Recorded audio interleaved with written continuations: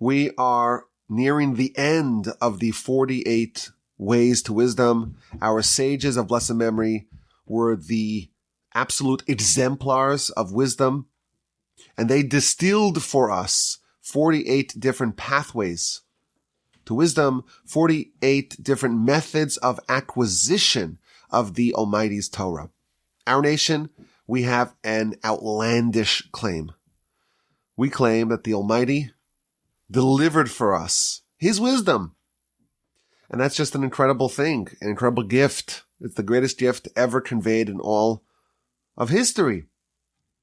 And we have been dedicated to try to absorb it and to study to the best of our abilities for the last 3,336 years. This is our national pastime. This is our national obsession. And because the Torah is so vast and so effectively infinite, it's really hard to study it at all. And it's really hard to absorb it.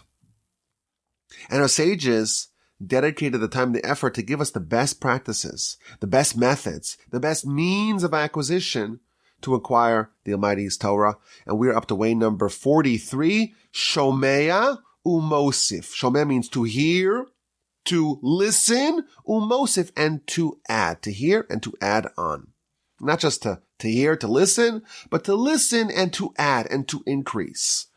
Now, what exactly does that mean? Of course, when we say to listen, that's what we're doing.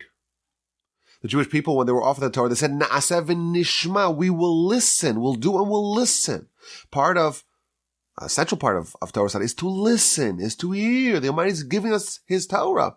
And it's our job, it's our duty to listen and to absorb and to hear what He has to say. But what does it mean, Shomea Umosif? To increase, to add on. And of course, the commentators, as they always do, they give us a panoply of different interpretations. And these, of course, are not mutually exclusive. These are all elements of what the sages meant when they said Shomea Umosif. So the basic idea that the commentaries tell us is that when we study, we're Shomea, we hear. We should not subsist with what we're listening to, with what we're hearing, with what we're learning. We should always try to be Mosif, try to add on. If you think about how enormous the Torah is, it's effectively infinite. You recall perhaps a couple of weeks, months ago, we had a discussion, it's on one of the podcasts, about the infinity of the Torah. It's infinite. And we have a little teaspoon, and we're trying to drink from the vast oceans of the Torah. And someone could get despondent and disenchanted and depressed about how little they know and how pitiful and pathetic their knowledge is versus what Torah actually is. You think about just the Talmud and just a basic cursory study of the Talmud. That's a project that takes years. And that's just the Babylonian Talmud. What about the Jerusalem Talmud? And what about actually knowing it? What about reading the commentaries, the Rashi, the Tosfos, and the multitudes of commentaries? And all the Midrash. And that's only in the revealed Torah. What about the hidden Torah? What about the Kabbalistic literature, which is so enormously vast? If you are serious about this and you really want to study the Almighty's Torah, it's very depressing. The amount that you know is a tiny granule of sand. And there's enormous, vast beaches of endless sand. There's the Sahara Desert, and you have one granule of sand. It's depressing. So our sages are telling us, you don't have to swallow it all at once. Shomea, you learn. Umosif, and you're always increasing. And every day you're increasing your knowledge. And we are told that the study of Torah is actually exponential. Meaning that the more you study, you don't study at the same rate. It grows in a geometric fashion. So when you study, 1 unit of study, the next day that same effort and that same time and that same dedication will actually yield 1.01 of that unit. because it's all interconnected. All of Torah is an enormous matrix of the Almighty's divine wisdom. And thus, when you're listening and you're learning, it's going to increase. And there's the very slow and gradual, but there's a snowball effect where as you learn, your capacity to learn actually increases. And this is a very helpful idea that the sages are telling us, that you're shomeh, you're learning, and you're mosif. And you're not going to be content with mediocrity. If someone is content with what they know, they're in very big trouble. They're not fulfilling this requirement of shomeh u'mosif always increasing, but it's also very dangerous. We had actually earlier in this book of Pirkei Avos, in chapter 1, we studied that a very long time ago. In chapter 1, we read about how Hillel said that if someone does not increase their studies, they are liable to be executed. Not, of course, in the human court, but in the eyes of the Almighty, so to speak. This is like a capital offense. The Almighty gives you this incredible gift and you're not interested in it. You're rejecting it. You're pushing it away. You're saying, I've had enough. I don't need any more. That is an affront, so to speak, to the Almighty. And really, of course, it's not actually a capital offense, but on a conceptual level, it's something which is an insult to the Almighty and really ought to be a capital offense. And I want to read to you a frightening comment from Rabbeinu Yonah on that Mishnah.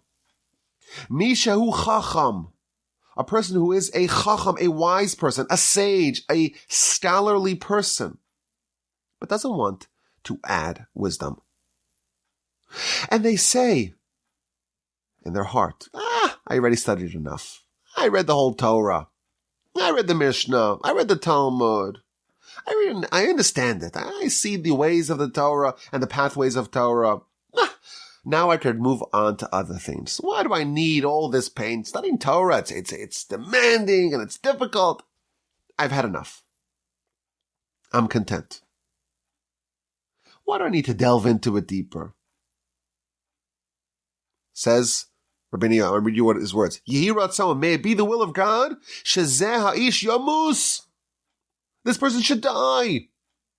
The great Rabbeinu Yonah, one of the great medieval commentators on the Torah, on the Mishnah, on the Talmud, he's saying, may it be the will of God that this person dies. V'yasef el amav, and he should be gathered to his people, which is a term of saying that they died. We're told, and again, it's hard for us living in the modern world, and some of these ideas are so foreign to us. It's hard for us to appreciate this. But if you read what the Almighty is telling us, and you read what our sources say, the reason why we're here, why did the Almighty create us? Why did He give us life? What are we here to do? We're here to do His will. And that is encapsulated in the Torah. Our Torah is our life. That's what we're here to do. That's the main course. That's the main objective of life. And if a person's saying they want to opt out, I've studied enough, I don't want to increase, in effect, they're saying, I don't want life. And that, of course, is a terrible thing. And again, it's hard for us to appreciate that because we think life is about all the other things. You read every headline in the world, you won't find probably a single headline in today's newspapers that say that life is all about trying to figure out what the Almighty wants from us and trying to absorb His teachings and His lessons to the best of our ability. You won't find that, I don't believe, in any headline, in any national newspaper, or even the regional ones. But this is what the Torah is trying to exhort us to realize this, to preach this. We must study, we must listen, and we must add. And there's another idea. When you listen, it's a form of studying that you're listening from a teacher. Shomeya means to hear from a teacher. How long should you stay a student? Is there a point in time when you graduate and you are no longer a student and you are independent in your studies? That's a tricky question because we don't want to keep the training wheels on forever. And you are supposed to graduate and gain independence in your studies. And then one of the primary objectives in the great yeshivos is that the students can learn how to learn, can study how to study, and can develop a degree of independence. But nevertheless, that does not mean that a person should not have a teacher. You should be shomea to hear from a teacher, umosif, and continually hear from a teacher. My grandfather, blessed memory, he made it a practice to always have a teacher. To always have a teacher. And in 1936, when the great Rebbe Yerucham Levovitz passed away, suddenly, at a young age, my grandfather migrated to a different teacher. And when he passed away, he found a different teacher. And when he passed away, he found a different teacher. And at the end of his life, you were to ask him, who is your teacher? He would point to a great rabbi who was 20 years his junior. Why? Because you should always have a certain element of your Torah life should be shomea, umosif. You should always be listening and not opt out of listening. That doesn't mean that you listen to the teacher for everything. It doesn't mean that you don't actually learn on your own. Of course you do. But we must maintain some relationship with a teacher. And there's a risk. There's always a risk. And there's a great danger. And that is when Torah becomes stale. When someone says, I've heard enough, I've listened enough, I've absorbed enough, and now it's just plain the oldies. And it's a rerun. And there's a lack of novelty. One of our primary goals in our studies is to find a way to make the Torah new and novel and fresh. In many places in the Talmud, it's brought down to many places in Rashi, in his commentary to the Torah, we've dedicated over the years, out of the 1,500 plus episodes that I've recorded, I think one or two to this point. There's an imperative for novelty in Torah. Every day must be a recreation of Sinai. B'chol yom, every day, yihiyu beinecha kechadashim. You should view the words of Torah as being new and novel, as if this is the first time that you studied it. It shouldn't be like some sort of ancient, archaic, obsolete, boring teaching. That's very dangerous. And if you ever have the privilege of visiting any one of the great yeshivos, you'll see that there's a degree of dynamism that is unmatched by any form of study, by any education institution. There's nothing that rivals it. There's a ferocity and intensity of study, and no one would ever imagine if you just were dropped in. If the alien was dropped in, parachuted into one of the great yeshivos, you would think that there's something so fresh and so new that's being debated. And you say, well, actually, the books that they're opening, the books of the Talmud are 1,500 years old.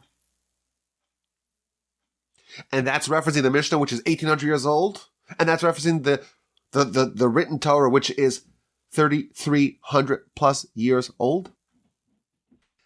Torah has the capacity to always retain a degree of freshness.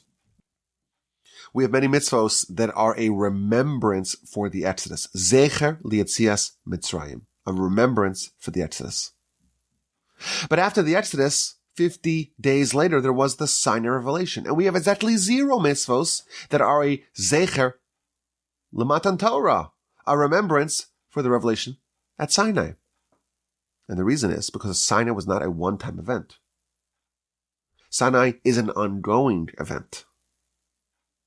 And the great sages, when they would study, all the trappings of Sinai would be recreated. When the great Yonasan ben Uzziel would study Torah, any bird that would fly overhead would be engulfed in fire. Why? Because at Sinai there was fire.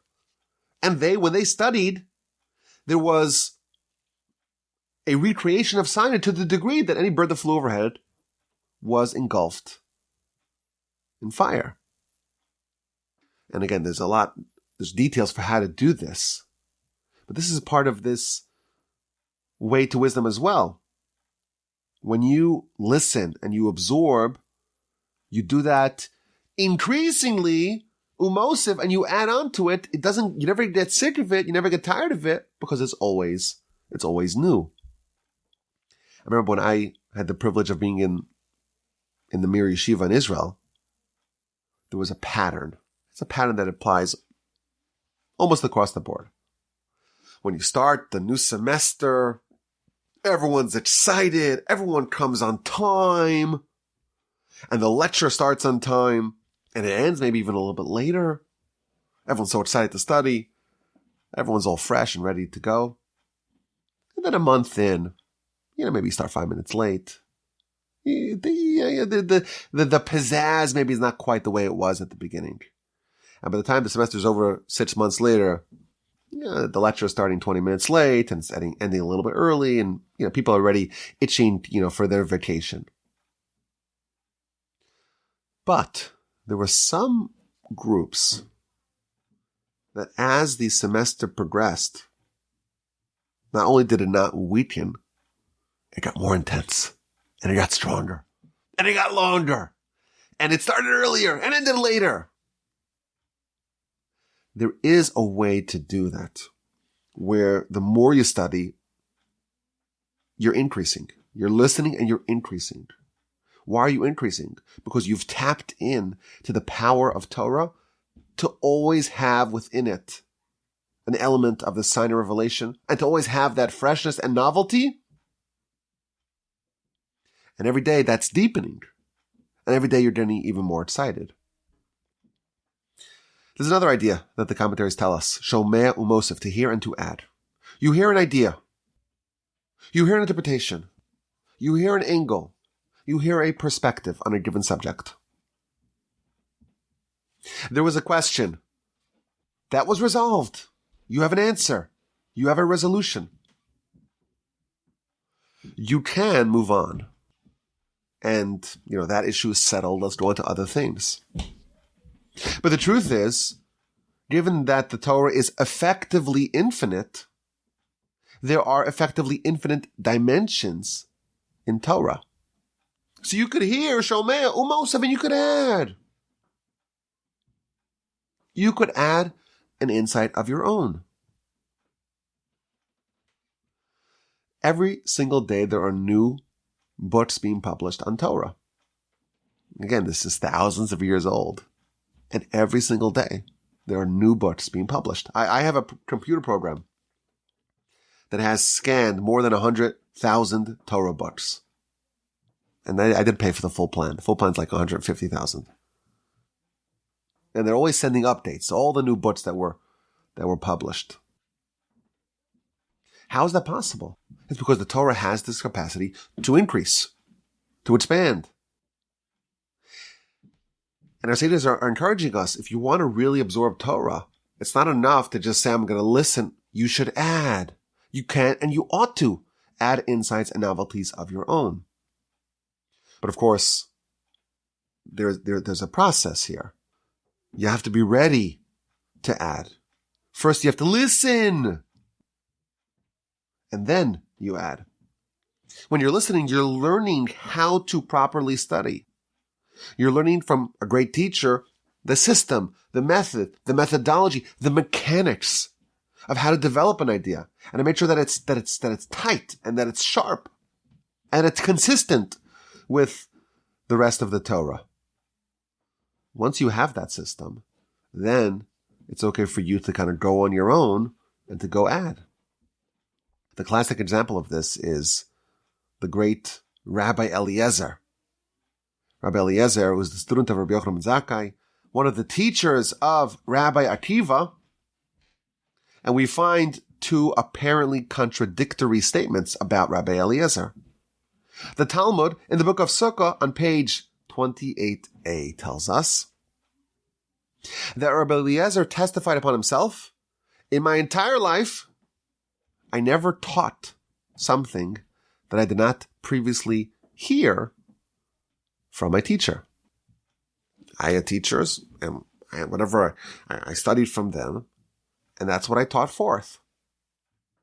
If you just had this teaching, the statement, you would say that, well, he never taught anything new because everything he said, he was like a funnel for his teacher. Again, Talmud, Sukkah 28a. However, in other sources, in the Avos de Rab Nassan, which is again a Mishnaic era teaching, we read, this is in chapter 6, that when Rabbi Eliezer, the aforementioned Rabbi Eliezer, when he would lecture, he would say, quote, themes, ideas, teachings that no ear had ever heard previously. Completely novel, completely fresh ideas. So on one hand, we're told everything he taught from his teacher. And then we're told that he taught new things that were never previously experienced or heard before. Those seem to be irreconcilably at odds with each other, but the truth is they're both true. He never taught something that his teacher didn't say. And he taught new things that no one ever heard before. And they're both true. Why? Because his way of studying, he would listen and he would add. And he listened with such intensity that he was not only able to hear what his teacher said on a given matter, he was able to absorb the system, the method, the way of understanding, the methodology of his teacher. It was an active listening, not only to understand what he's saying on this matter, but understand how he's saying it and the system in which he says it. And then he would use that system to apply it in other fields, in other dimensions, in other areas. So he could both say novel things that no one ever heard before, but it's all in the style, in the method, in the same way that his teacher taught. To be a proper student, it means not only to hear what the teacher has to say in a multitude of arenas of subjects, but also to develop a way of understanding what your teacher would say in other areas that your teacher does not opine on. That's the way to really absorb the system of the teacher. I can confidently say that what I'm saying over here, my teacher would have said, even though I never heard it from him. Why? Because that's the degree of listening that he did. He was able to listen and to add. I remember reading a great story about this. I mentioned earlier my grandfather's first teacher was the great Rabbi Yerucham Levovitz, passed away in 1936. He was a colleague of Rabbi Naftali Trupp. Now, these names might not mean anything to you, but in the great yeshivos, there's a book, in every single yeshiva in the world, there's a book with the insights and the novel teachings of Rabbi Naftali Trupp. And he was the head of the yeshiva in Radin, and Rabbi Yerucham was part of the staff in the yeshiva in Radin. So they were friends and colleagues. And Rabbi Yerucham tells a story that the great Rabbi Naftali Trupp, his colleague, he would always study the teachings of the Rashba. And again, if these names don't mean anything to you, the Rashba is one of the primary medieval commentators on the Talmud. The Talmud and many other writings as well. If you think of the era of Rashi, Rambam, Ramban, Rashba is one of the sages of that era. So the Rabbi Trupp, in Radin, he would always study the teachings of the Rashba. And he would try to follow this system, to listen and to add, meaning to learn the system of the Rashba. So Rabbi Yerucham, he had a challenge for his colleague. He found a question that the Rashba asks. And he asked his colleague, who always studied the teachings of the Rashba, I want you to intuit what the Rashba would answer to this question. What do you think? You've studied the Rashba so much. Tell me how he would answer this question. So the rabbi thought about the question, and he's like, I think the Rashba would answer like this. He gave an answer. He says, no, you're not there. You're not there. So he thought a little more. He says, I think the Rashba would answer like this. Oh, you're not there. You're not there. And then he thought a little more, and he gave a third answer. And then he opened up the book for him. And he sees the Rashba gives three answers. Answer 1 was the first answer that he gave. Answer 2 was the second answer that he gave. And answer 3 was the third answer that he gave. He was able to assimilate within himself the system of thinking and study of the Rashba. He was able to intuit what the Rashba himself would say. That's what Rabbi Eliezer was doing. He never taught anything that he didn't hear from his teacher. And he taught things that no one ever said before. And they're both true because that's the system of Shomea Umosif. There's another idea. Again, there's only two words in the Mishnah. Shomea Umosif, that's it. And once you unpack it, you find so many different angles to it. When you hear something,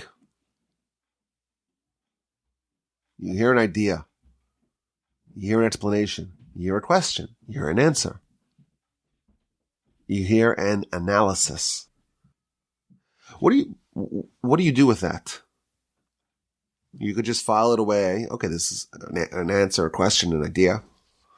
But there's a way also to increase, to wrestle with the idea, to have a form of active listening. And you could add on to it. You could listen in a way that you understand all the different consequences of this idea. And you can add on addenda to it. With this new idea, this adds clarification to this and this and this thing. According to this, we can resolve this question. There's a way to understand the idea in isolation. It's a discrete idea. And you just have this idea the way it was taught to you. Shomea Mosef means to listen in an active way that you can actually add it to your understanding in other areas as well. And that, of course, is a totally different level of understanding, where the new insight spills over to other areas and to other matters. And that's what we're encouraged to do, not just to listen and to learn, of course, but to listen and to add, to process this new idea in a way that it changes and it alters, it upgrades how you understand things. And that, of course, is a totally different measure of how well you understand it. You understand it to the degree that you're able to apply it in many other domains and areas of study. So this, of course, is a much higher level of listening, but I would say in the most basic level. You gotta listen. Sometimes we're so caught up in our own perspective, and maybe we have an idea, and I think I'm particularly guilty of this. Whenever I hear a lecture, I'm like, oh, I have an answer. And I'm so caught up with my own answer that it's hard for me to actually listen to what someone else has to say. So all this is predicated upon actually hearing what someone else has to say. And that, I think, is a bit easier said than done. We get so married to our ideas and to our perspectives to actually listen to someone else's idea, and it may destabilize, it may threaten our way of understanding. That's something that we may be resistant to do. But if we want to acquire the Imani's Torah, part of it, an element of it, a pathway to it, a way to wisdom is way number 43, Shomea Umosif, to listen and to add, to listen and to continually listen and to add on your own, to listen in an active way, to listen and to add a wrinkle and another idea to it. Way number 43, Shomea Umosif, another way to acquire the Almighty's Torah. I appreciate your listenership, and I hope to hear from you with any questions, comments, or feedback. And of course, you can always send me an email, rabbiwolbe@gmail.com.